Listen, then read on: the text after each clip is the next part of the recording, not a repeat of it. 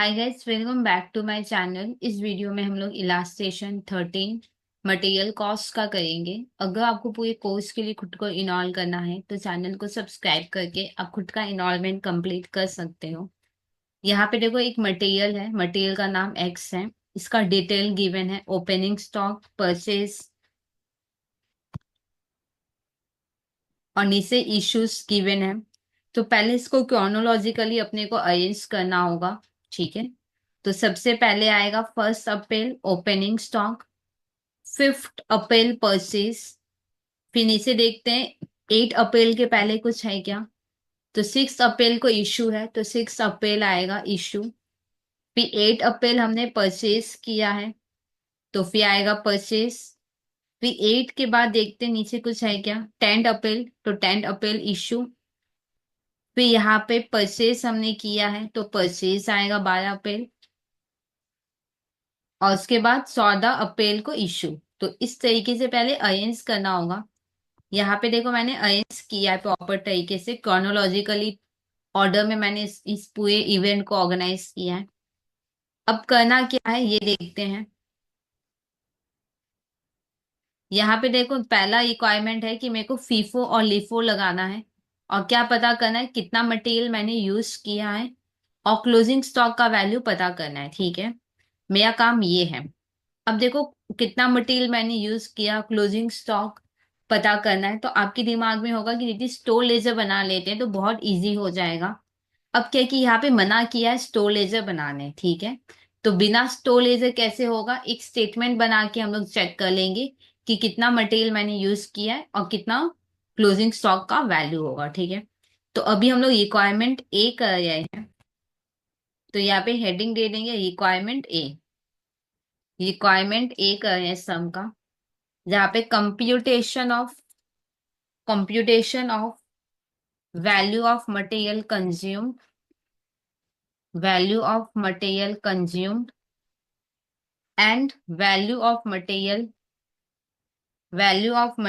Of stock of material on 15 अप्रैल 2023। और FIFO method लगाए तो लिखेंगे अंडर फीफो मेथड। ठीक है, ये इतना बड़ा हेडिंग होगा। अब स्टेटमेंट कैसे बनेगा, डेट होगा पहले, फिर होगा पर्टिकुलर्स, उसके बाद होगा units, rate and then amount. ठीक है, तो इस तरीके से हम लोग स्टेटमेंट बनाएंगे। सबसे पहले क्या गिवन है, ओपनिंग स्टॉक। सबसे पहले ओपनिंग स्टॉक गिवन है, तो यहाँ पे लिखेंगे 1 अप्रैल 2023। ओपनिंग स्टॉक है ना, तो पर्टिकुलर में लिखेंगे ओपनिंग बैलेंस 100 यूनिट, 5 करके होगा 500। ठीक है, एक चीज ये जो है ना, ये जो मैं कर रही हूँ यहाँ पे, ये एक्स्ट्रा है। एक चीज ध्यान रखना, ये है एक्स्ट्रा, ये एग्जाम में नहीं दिखाना है, ये है एक्स्ट्रा, सिर्फ और सिर्फ आपके लिए मैं कर रही हूँ। क्लोजिंग स्टॉक का कंप्यूटेशन मैं बता रही हूँ, ये सिर्फ मेरे कंप्यूटेशन पर्पस के लिए है, आपको एग्जाम में नहीं दिखाना है।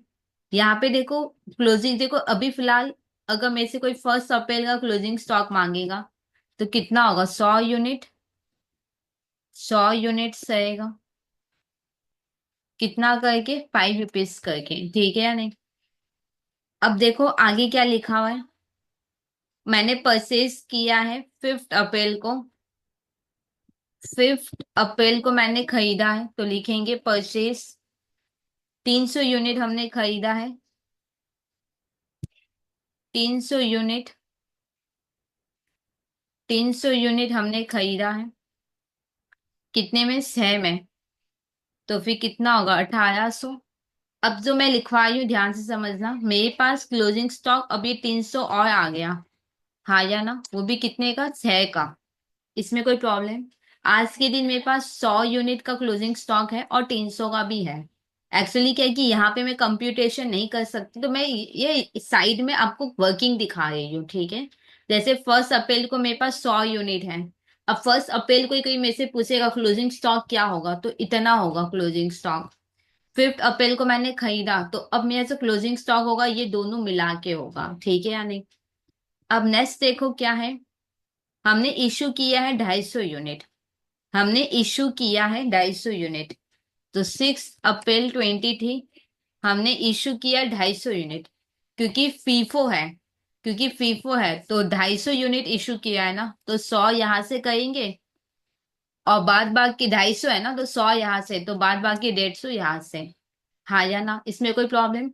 हमने 250 यूनिट इशू किया है, तो फीफो है ना, तो 100 यहाँ से करेंगे और बाद बाकी 150 यहाँ से। तो यहाँ पे लिखेंगे 100 यूनिट 5 करके और 150 यूनिट 6 करके, ठीक है। इन दोनों का अमाउंट जो होगा वो कंबाइंड करके अपने लोग लिखेंगे। इन 100 × 5 कितना होगा? 500। और 150 × 6 करो कितना होगा? 900। दोनों को प्लस करो, आएगा 1400, ठीक है। अब मेरे पास यहाँ पे कोई क्लोजिंग स्टॉक नहीं है, तो इसको हटा देते हैं। अब मेरे पास कितना क्लोजिंग स्टॉक रह गया? 150। तो यहाँ पे लिखेंगे 150। अब नेक्स्ट देखो क्या है। अब देखो हमने 8 अप्रैल को खरीदा है, तो लिखेंगे 8 अप्रैल 20 थी परचेस। कितना यूनिट हमने परचेस किया है? 500 यूनिट 7 करके 3500, ठीक है। अब मेरे को एक चीज बताओ, यहाँ पे हम लोग लिख लेते हैं कितना क्लोजिंग स्टॉक है। एक 500 यूनिट्स आ गया, कितने का? 7 का, ठीक है या नहीं? ये मैंने सिर्फ अपने पर्पस के लिए लिखना है, और आप भी कहीं पे लिख लेना चाहिए कि करने में आसानी हो। अब नेक्स्ट देखो क्या है, इशू किया है हमने 10 अप्रैल को, तो यहाँ पे लिखेंगे 10 अप्रैल 20 थी, इशू किया है हमने 400 यूनिट। 400 कहाँ से कहेंगे? एक तो 150 यहाँ से कहेंगे, 400 में से 150 माइनस करो, 250। 250 कहाँ से कहेंगे फिर इशू? यहाँ से, हाँ या ना? तो यहाँ पे लिखते हैं 150 यूनिट 6 में, 250 यूनिट 7 में, ठीक है या नहीं? अब इन दोनों का कंबाइंड वैल्यू जो होगा ना, वो यहाँ पे अपने लोग लिखेंगे। 150 × 6 तो होगा 900। 250 × 7 1750। टोटल करोगे तो आएगा 2650, ठीक है या नहीं? अब देखो ये वाला स्लॉट क्या हो गया? खत्म, ये लॉट खत्म, इसको हटाओ। अब कितना क्लोजिंग स्टॉक रह गया? 250, तो लिखेंगे यहाँ पे 250, ठीक है या नहीं? अब नेक्स्ट देखो क्या है, हमने फिर से परचेज किया है, तो यहाँ पे लिखेंगे 12 अप्रैल 20 थी परचेज। कितना परचेज किया है हमने? 608 रुपया करके, तो 4800। हम सिर्फ खुद के लिए लिख रहे हैं कि अब क्लोजिंग स्टॉक में 600 यूनिट भी आ जाएगा, कितने में? 8 करके, ठीक है या नहीं? फिर नेक्स्ट देखो क्या है, हमने इशू किया है 500 यूनिट 4 अप्रैल को, हमने इशू किया है 500 यूनिट, हाँ या ना? तो 500 कहाँ से करोगे? फीफो है, तो 250 इधर से करोगे, हाँ या ना? और 500 है ना, तो 250 बाद बाकी इधर से करोगे, हाँ या ना? तो यहाँ पे लिखो 250 7 और 250 8। अब कितना क्लोजिंग स्टॉक रहेगा? ये लॉट तो हो गया खत्म, और इधर में फिर कितना लॉट रहेगा? 600 माइनस 250, तो इधर आएगा 350। क्या ये बात क्लियर है? ओके, इनका कंबाइंड वैल्यू अपने लोग लिखेंगे 250 × 7 और 250 × 8। तो इन टोटल वैल्यू आएगा 3750, ठीक है। और तो सब में कुछ है नहीं, अब मेरे से क्लोजिंग स्टॉक का वैल्यू मांगा है, तो यहाँ पे लिखना पड़ेगा 15 अप्रैल 23 क्लोजिंग बैलेंस, ठीक है। क्लोजिंग स्टॉक कितना रहेगा? 350 यूनिट 8 करके कितना होगा? 350 × 8, तो यहाँ पे होगा 2800, ठीक है। अब मेरे से वैल्यू ऑफ मटेरियल कंज्यूम मांगा है, ये स्टेटमेंट कंप्लीट। अब नीचे हम लोग लिखेंगे, ये स्टेटमेंट हो गया कंप्लीट, अब नीचे लिखेंगे total value of material consumed. हमने कितना मटेरियल कंज्यूम किया है, ये देखो। ये कितनी बार अपने लोग ने इशू किया है वो देखेंगे। एक ये इशू किया है मैंने, एक ये वाला इशू किया है मैंने, और एक मैंने ये वाला इशू किया है, ठीक है या नहीं? इशू मतलब यूज करना, हाँ या ना? इन तीनों को प्लस करेंगे तो वैल्यू मिल जाएगा 1400 प्लस 2650 प्लस 3750। तीनों को प्लस करो कितना होगा?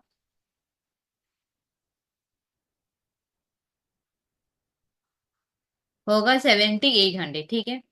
अब मुझे वैल्यू ऑफ मटेरियल भी मांगा था, वो भी लिख देते हैं। Value of stock of materials on 15 April 23, जो कि कितना है, 2800, ठीक है या नहीं। अब इसी तरीके से हम लोग लिफो वाला भी करेंगे।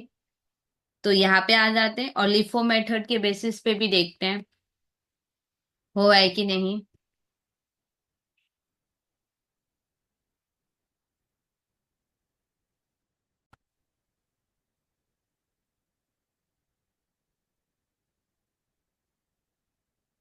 यहाँ पे हेडिंग लिफ फिफो की जगह क्या हो जाएगा, लिफो हो जाएगा। अब यहाँ पे लिख देंगे डेट, पर्टिकुलर, यूनिट, रेट और अमाउंट।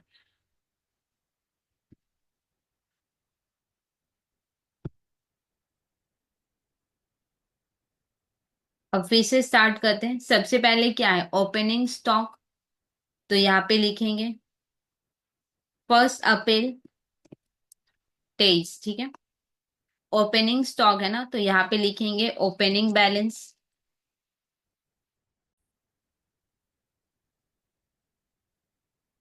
ओपनिंग बैलेंस कितना है, 100, 5 करके 500। फिर हमने परचेज किया है, तो यहाँ पे लिखेंगे 5 अप्रैल 23 परचेज। 300 यूनिट हमने खरीदा है, 6 करके 1800। अब कहीं पे ना पहले वाले की तरह क्लोजिंग स्टॉक भी पता कर लेते हैं, ठीक है। और ये सिर्फ अपने लिए है, एग्जाम में नहीं दिखाना है। क्लोजिंग स्टॉक 1 अप्रैल को अगर क्लोजिंग स्टॉक कोई में से पूछेगा तो वही रहेगा 100 यूनिट, 5 रुपया करके, हाँ या ना। अब एक और 5 अप्रैल को आ गया, तो क्लोजिंग स्टॉक में एक 100 यूनिट तो होगा, एक 300 यूनिट भी हो जाएगा, 6 करके, ठीक है। अब नेक्स्ट देखो क्या है, हमने इश्यू किया है 250 यूनिट। तो यहाँ पे लिखेंगे 6 अप्रैल हमने इश्यू किया है 250 यूनिट। 250 हम लोग कहाँ से करेंगे, लीफो है तो लास्ट वाले से करेंगे। तो यहाँ से मैंने 250 यूनिट इश्यू किया होगा, हाँ या ना। तो यहाँ पे लिखो 250 यूनिट कितने में, 6 में। तो फिर मेरे पास फिर क्लोजिंग स्टॉक कितना रहेगा, इधर 100 और इधर 250 गया, तो फिर आएगा 50 यूनिट, ठीक है। अब इंटू करना, कितना आएगा, 250 इंटू 6, 1500। 6 अप्रैल के बाद 8 अप्रैल को मैंने खरीदा है, 8 अप्रैल को अपने ने खरीदा है, परचेस 500, 7 करके 3500। अब कितना होगा, ये भी क्लोजिंग स्टॉक में आ जाएगा, 500 यूनिट, 7 करके। उसके बाद इश्यू किया है 10 अप्रैल को, 10 अप्रैल को हमने इश्यू किया है। कितना इश्यू किया है, 400। 400 कहाँ से कहोगे, लास्ट वाले से, तो यही से 400 गया होगा, तो 407 करके। अब क्लोजिंग स्टॉक में 100, 50 तो है, अब इधर और कितना हो जाएगा, 100। अब फाइनली कितना हो जाएगा, 100, कितना होगा, 2800 आ जाएगा। फिर 10 अप्रैल के बाद क्या है, 12 अप्रैल को हमने खरीदा है,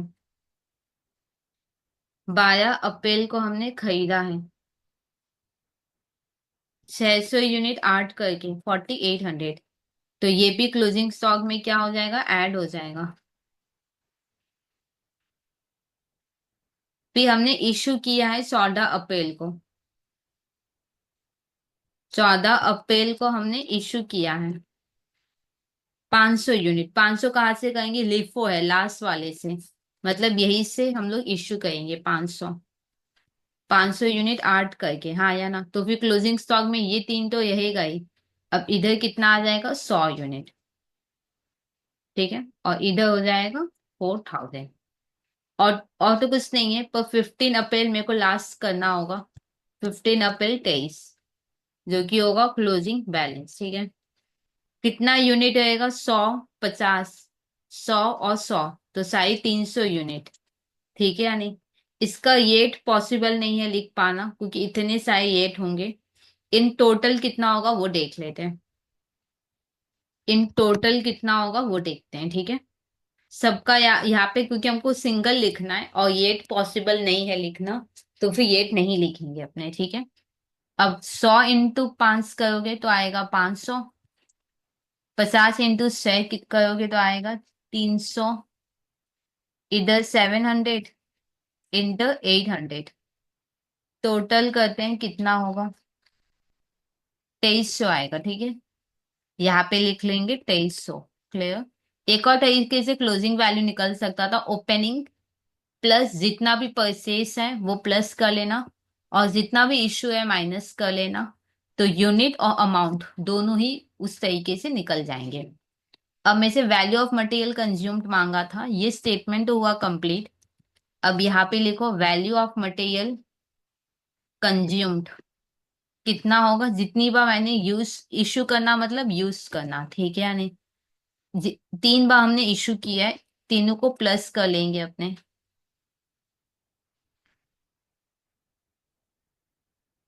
इन तीनों को अपने लोग प्लस करेंगे। तो 1500 प्लस 2800 प्लस 4000,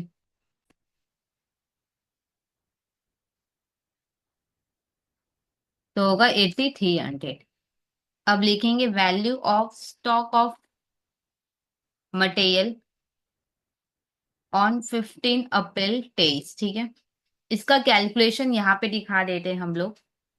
जैसे 100 इंटू 5 प्लस 50 इंटू 6 प्लस पिछले वाले में मैंने नहीं दिखाया, मैं दिखा दूंगी उसमें भी, प्लस 100 इंटू 8, ठीक है। इस पूरे को सॉल्व कर लेना, 2300 हो जाएगा, ठीक है। इधर दिखा देते हैं हम लोग कैलकुलेशन।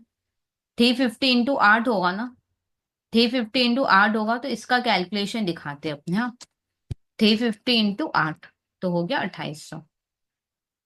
तो value of material, value of closing stock दोनों निकल गया।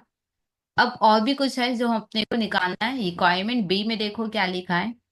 रिक्वायरमेंट बी में बोला है कि क्यों मटेरियल कंज्यूम्ड और क्लोजिंग स्टॉक डिफर कर रहा है दोनों मेथड में। डेफिनेटली अलग अलग मेथड निकालेंगे तो डिफर करेगा। अब ये लोग रीजन मांग रहे हैं मेरे से कि क्यों डिफर कर रहा है। तो चलो हम लोग देखते हैं कि कैसे इसको लिखना है, ठीक है। ये तो अब हम लोग जो करेंगे वो होगा थियोरिटिकल पार्ट, ठीक है।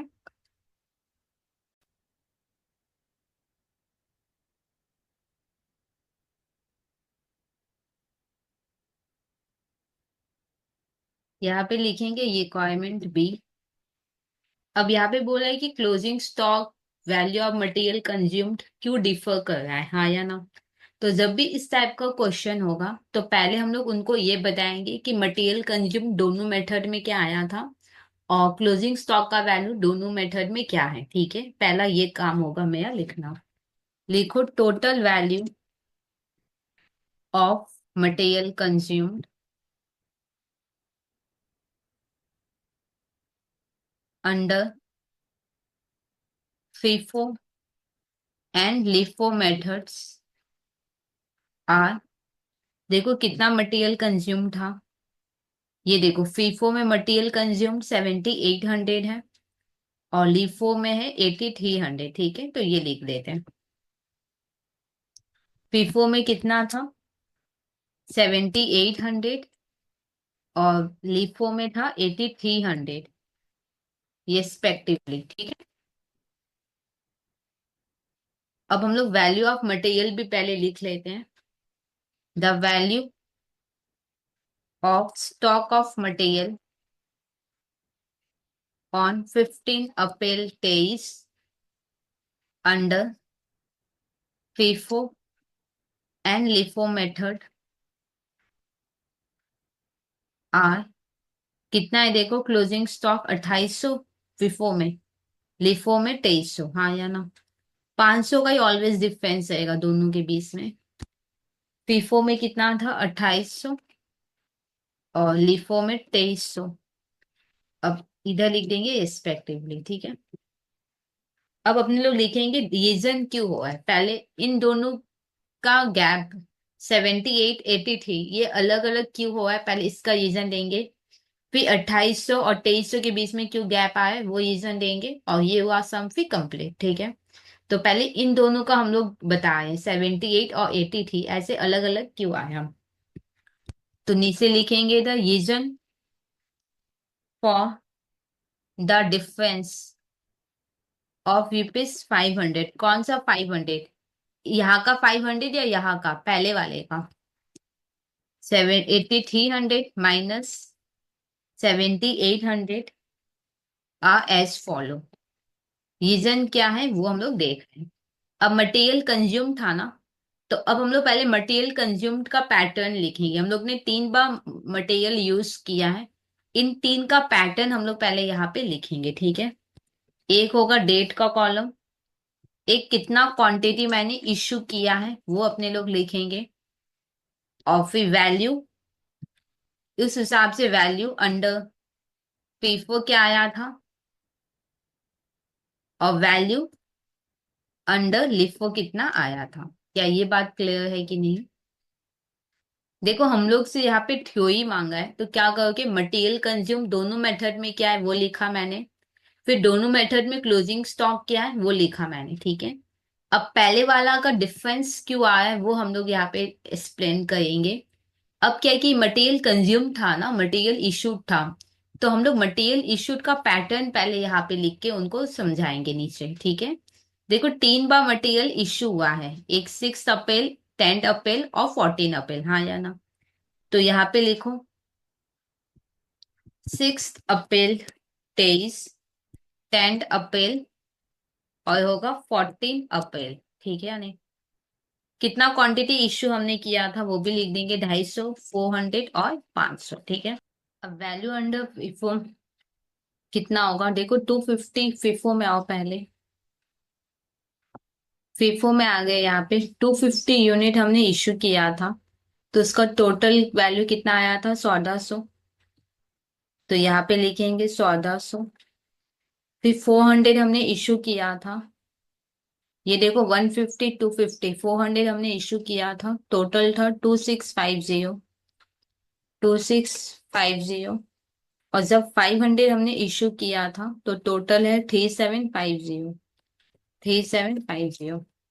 अब इसका अपने लोग टोटल करेंगे कितना होगा, इसका टोटल करेंगे तो वही सेम आएगा जो हम लोग निकाले थे मटेरियल कंज्यूम्ड का वैल्यू। कितना आया था मटेरियल कंज्यूम, 7800, तो टोटल करोगे भी तो 7800 ही आएगा। ठीक है, अब हम लोग लिफो का देखते हैं। लिफो में 250 यूनिट जब इशू किए थे, लिफो में जब 250 किए थे तो 1500 रुपया वैल्यू था, तो इधर लिखेंगे 1500। 400 जब मैंने इशू किया तो 400 का कॉस्ट कितना था, 2800। ठीक है, और जब 500 हमने इशू किया तब कितना था, 4000, तो यहाँ पे लिखेंगे 4000। अब इसका भी अपने लोग टोटल कर लेंगे,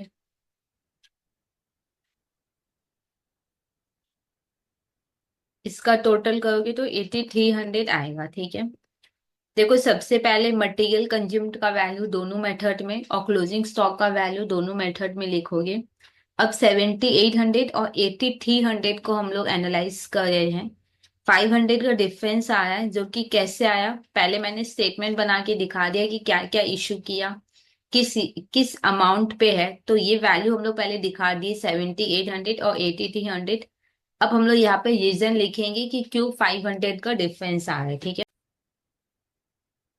यहाँ पे लिखेंगे नंबर 1, पहला क्या लिखेंगे, 6 अप्रैल का लिखेंगे अपने लोग। तो लिखेंगे ऑन 6 अप्रैल 23 हमने कितना यूनिट इश्यू किया, 250 यूनिट्स। तो लिखो 250 units were issued to production. अब अंडर फीफो वैल्यू कितना आ रहा है, 1400।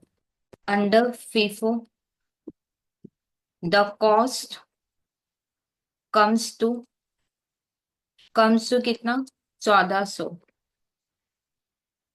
Whereas under LIFO, under LIFO cost कितना है 1500, the cost comes to rupees 1500। इसका मतलब ज्यादा कॉस्ट हमने यहाँ पे दिखा दिया लिफो में, हाँ या ना। Hence ₹100 more was charge to production. देखो ये कॉस्ट है, हाँ या ना। लिफो में हमने ज्यादा कॉस्ट दिखा दिया, तो हम क्या लिख रहे हैं, hence ₹100 more was charge to production under LIFO. ठीक है। अब वैसे ये सेकेंड 10 अप्रैल वाला हम लोग एनालाइज करेंगे, एकदम सेम पैटर्न होगा। अब लिखेंगे ऑन 10 अप्रैल 23 400 यूनिट्स हमने इशू किया है प्रोडक्शन में। ठीक है। Under FIFO, under FIFO the cost comes to ₹2650, whereas under LIFO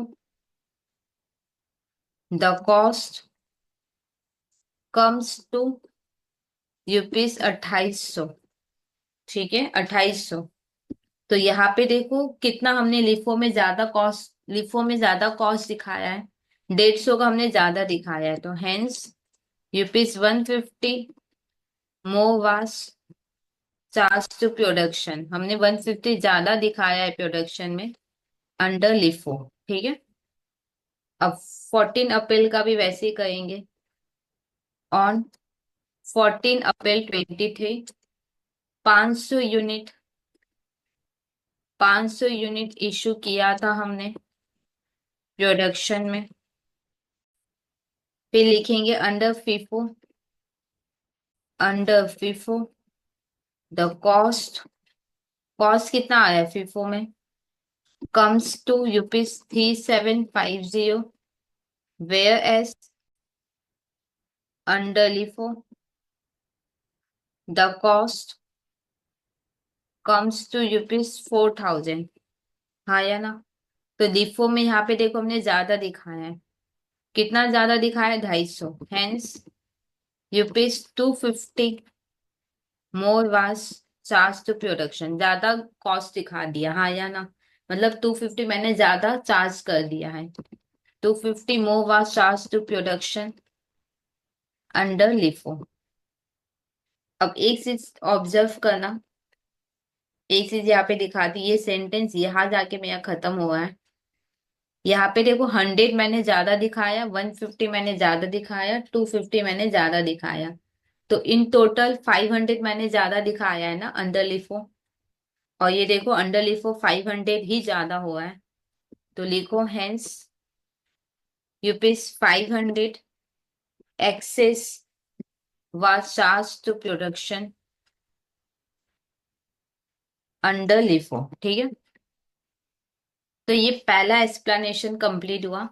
अब क्लोजिंग स्टॉक के लिए हम लोग एक्सप्लेनेशन देंगे और फिर ये सम होगा कंप्लीट। ठीक है।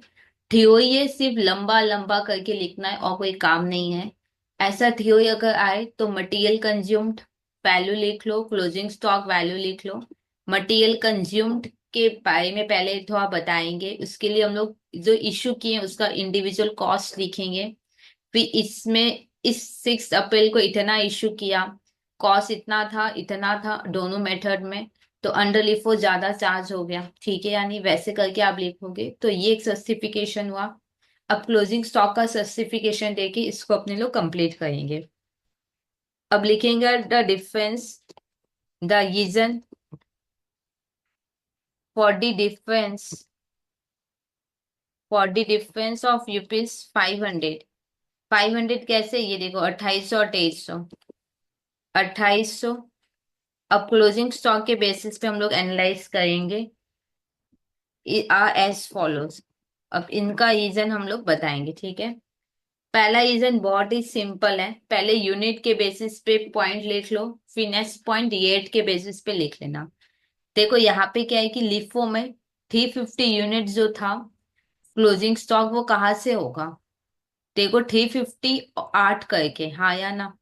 तो पक्का जो क्लोजिंग स्टॉक होगा वो परचेस ये 12 अप्रैल वाले परचेज से होगा। पहले बोलो हाँ या ना। देखो फीफो में सिर्फ एक ही लॉट का क्लोजिंग स्टॉक आ गया था 350 यूनिट आर्ट करके। ये ओपनिंग बैलेंस पक्का यूज हो गया, परचेज 6 वाला भी यूज हो गया, ये परचेज 7 वाला भी यूज हो गया, हाँ या ना। सिर्फ ये परचेज 8 वाला का ही क्लोजिंग स्टॉक दिखा रहा है, हाँ या ना। तो पहले पॉइंट हम लोग ये लिखेंगे कि 350 यूनिट जो क्लोजिंग स्टॉक आ गया है वो इस वाले परचेज से आ गया है, 12 अप्रैल वाले से, ठीक है या नहीं। जबकि लीफो में जो क्लोजिंग स्टॉक आ गया है, ये देखो 5 वाला, ये 5 वाला मतलब ओपनिंग स्टॉक वाला है, हाँ या ना। फिर देखो 6 वाला मतलब ये वाला, मतलब यहां से भी है क्लोजिंग स्टॉक, हाँ या ना। उसके बाद देखो 7 वाला मतलब 7 मतलब ये वाला परचेस, मतलब यहां से भी क्लोजिंग स्टॉक है कुछ। और 8 वाला मतलब ये वाला परचेस, इसका मतलब यहां से है क्लोजिंग स्टॉक, ठीक है या नहीं। तो पहला पॉइंट ये होगा कि 350 यूनिट जो फिफो का है वो सिर्फ यहाँ से है, क्लोजिंग स्टॉक जो है वो यहाँ से है। जबकि लिफो में क्लोजिंग स्टॉक है वो इन इन से है, ठीक है। तो पहला पॉइंट ये हुआ, ये लिखते हैं अपने। Number 1, under FIFO, under FIFO 350 units belongs to, 350 units किससे बिलोंग कर रहा है फीफो में, देखो 350 यूनिट पूरा का पूरा 12 अप्रैल वाले परचेज से बिलोंग कर रहा है, हाँ या ना। तो under FIFO 350 units belongs to all purchase, all purchase made on, all purchases made on 12 April 23, whereas whereas under LIFO 350 units belongs to, 350 units किस किस से बिलोंग कर रहा है, ओपनिंग स्टॉक और सारे परचेज से, हाँ या ना। Belongs to opening stock, purchase, purchases made on क्या क्या था, 5 अप्रैल, 8 अप्रैल एंड 12 अप्रैल, हाँ या ना। सबसे ये बिलोंग करा था, ये था पहला पॉइंट। अब देखो क्लोजिंग स्टॉक क्यों डिफर करेगा, येट के वजह से भी करेगा, ये देखो 350 × 8, हाँ या ना। क्लोजिंग स्टॉक दो, क्लोजिंग स्टॉक के लिए 2 पॉइंट लिखेंगे, एक यूनिट वाइज और एक येट वाइज। यूनिट वाइज मैंने लिख दिया कि 350 सिर्फ इस 12 अप्रैल से बिलोंग कर रहा है, जबकि यहाँ पे 350 यूनिट सारे लॉट से बिलोंग कर रहा है, ठीक है, ये मेन डिफरेंस हुआ। अब दूसरा हम लोग येट का लिखेंगे कि जैसे 350 यूनिट को हम लोग ने वैल्यू किया 8 में, और यहाँ पे देखो 350 यूनिट 5, 6, 7, 8 सबसे वैल्यू हुआ है, ठीक है। ये होगा पॉइंट लास्ट। अब लिखो number 2, due to difference in the purchase, purchase सबका अलग अलग है, the value of closing stock differ, ठीक है। Under FIFO 350 units of closing stock, 350 units of closing stock were valued, 350 units हमने कितने में वैल्यू किया है, ये देखो FIFO में 350 यूनिट्स हमने 8 रुपया में वैल्यू किया है, were valued at rupees 8 each, whereas under LIFO 350 units, ये ऐसे लिखते हैं 350 यूनिट्स कैसे वैल्यू करें, 100 यूनिट्स वैल्यू हो रहा है ओपनिंग से, हाँ या ना। 100 यूनिट वैल्यू हुआ 5 से, फिर नेक्स्ट परचेज 50 यूनिट्स वैल्यू हुआ 6 से, फिर नेक्स्ट 7 से, ऐसे करके लिखते हैं। क्या लिखा मैंने यहाँ पे, अंडर FIFO 350 यूनिट्स वैल्यू हुआ 8 से, जबकि अंडर लिफो पहला 100 यूनिट्स हमने वैल्यू किया है, कितने में वैल्यू किया, पहला 100 यूनिट्स हमने वैल्यू किया है 5 रुपया करके, वैल्यू डेट 5 each। फिर था नेक्स्ट 50 यूनिट्स, हाँ या ना? Next 50 units, next 50 units were valued at rupees. Next 50 unit हमने वैल्यू किया है 6 रुपया में।